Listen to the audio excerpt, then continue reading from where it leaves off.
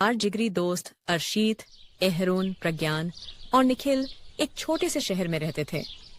उनकी दोस्ती दुनिया की हर चीज से बढ़कर थी। वे हमेशा नई जगह घूमने और रोमांचक चीजें करने के लिए तैयार रहते थे।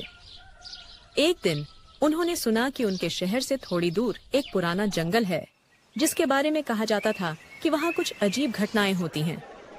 लोगों का मानना था कि जो भी वहाँ जाता है उसे कुछ रहस्यमयी चीजों का सामना करना पड़ता है। यह सुनते ही चारों की उत्सुकता बढ़ गई।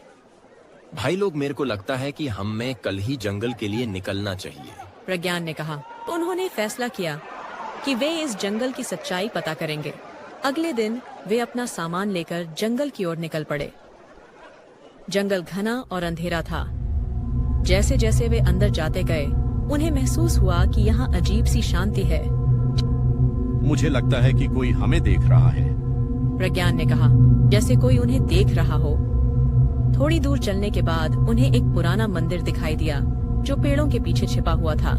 प्रज्ञान ने संकोच से पूछा, क्या हमें अंदर जाना चाहिए? निखिल ने जोश में कहा, बिल्कुल, हम इतनी दूर आए हैं, अब पीछे नहीं हट सकते। चारों मंदिर के अंदर गए और वहाँ एक पुरानी किताब पड़ी हुई पाई। यहाँ किताब बहुत बड़ी थी। जब अर्शीत ने उसे उठाया, आया कि इसमें एक छिपे खजाने का जिक्र था, जो इस जंगल में कहीं दफन था। एहरून ने उत्तेजित होकर पूछा, क्या हमें खजाने की तलाश करनी चाहिए? प्रज्ञान ने धीरे से कहा, ये खतरनाक भी हो सकता है। लेकिन रोमांच के शौकीन ये चारों दोस्त हार मानने वालों में से नहीं थे। उन्होंने किताब में दिए गए संकेतों के अनुसार आगे बढ़ने का फैसला किया। जैसे जैसे वे संकेतों को सुलझाते गए, उन्हें कई रहस्यमयी चीजों का सामना करना पड़ा।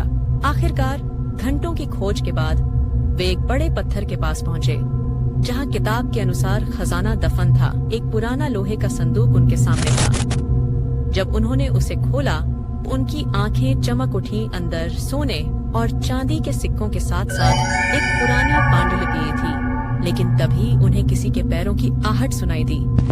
चारों ने डरकर इधर उधर देखा, पर कोई नजर नहीं आया। अचानक हवा में एक आवाज गूंजी, तुम लोगों ने मेरी परीक्षा पास कर ली है। यह खजाना तुम्हारा है, लेकिन इसे अच्छे कार्यों में इस्तेमाल करना। यह सुनकर वे हैरान रह गए।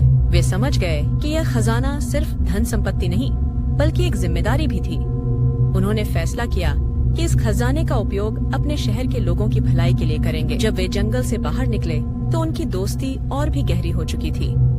यह सफर उनके लिए सिर्फ रोमांच ही नहीं, बल्कि एक सीख भी था। असली खजाना दोस्ती और एकता में होता है।